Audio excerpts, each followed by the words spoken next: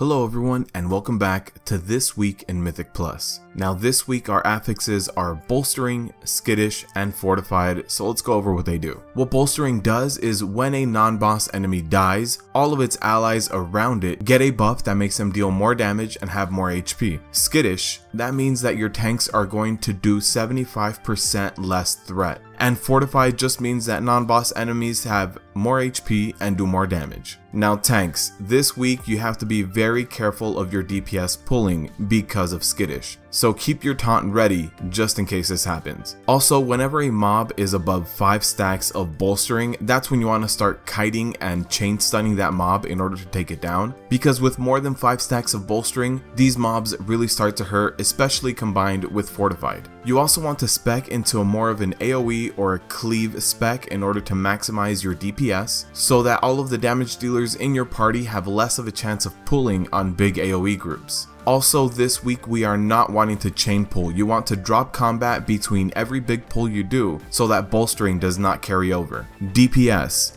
You want to wait about 3 global cooldowns before using all of your DPS cooldowns and going in 100%, and this is so that you don't pull from the tank and die to Skittish. Now once Bolstering does start triggering on whatever pull you're doing, you also want to help the tank by throwing out snares and stuns that you have to minimize the amount of damage that your tank is going to take from enraged mobs. Also keep an eye on your threat. Just because Bolstering is there and your tank is trying to kite, you may start to out aggro your tank, so keep an eye on the threat. If you start getting a little too high, slow down on your DPS, let your tank catch up. Also, try to cleave and AoE as evenly as possible this week, just so that the Bolstering stacks go out at roughly the same time. If you have them very staggered, you'll lose a lot of time each pull. Healers, try to save your big healing cooldowns for your DPSers when they do pull. It will probably happen during your pull that one of the DPSers gets aggro, and that's when you want to go over healing, use your big healing cooldowns, and keep that DPS alive while your tank taunts. Bring water. There is heavy damage this rotation. Even just with Fortified, a lot of trash does do AoE and splash damage. That combined with Fortified is going to hurt everyone, so make sure you also have AoE heals ready. So overall this week, wait for 3 global cooldowns before going in 100% if you're a damage dealer. Help your tank kite or stun when the Bolstering stacks start triggering.